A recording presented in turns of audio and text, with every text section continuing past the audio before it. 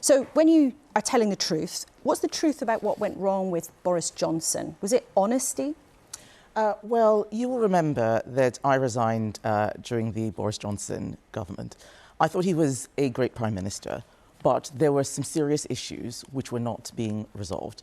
And I think that during that tenure, the public thought that we were no longer speaking for them or looking out for them. We were in it for ourselves. Some of those things I think were perception issues. A lot of the stuff that happened around Partygate was not why I resigned.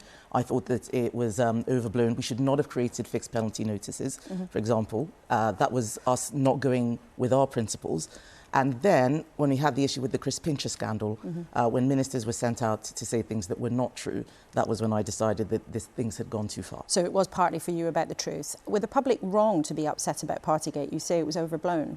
No, they were not wrong to be upset about Partygate.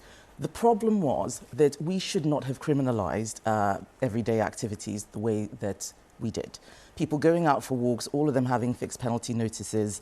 That was what ended up, creating a trap for Boris Johnson. But wasn't the problem that people in government didn't obey the rules? Yes, that's right. People in government didn't obey the rules, but they were not MPs. They were often staffers, and I think that the way that we had created those regulations ended up entrapping... The Prime Minister and the Chancellor both got fines. It wasn't just people who work for them. Indeed, but as we saw with those events, when people see the full story of what actually happened, they understand that things were created, problems were created because of the way that we had created the regulations. But if I may, one of the things that's very important is that we draw a line under all that happened over the last 14 years. We've lost an election, a historic defeat, and simply churning over every single incident, I don't think is going to be helpful for dealing with where we are today.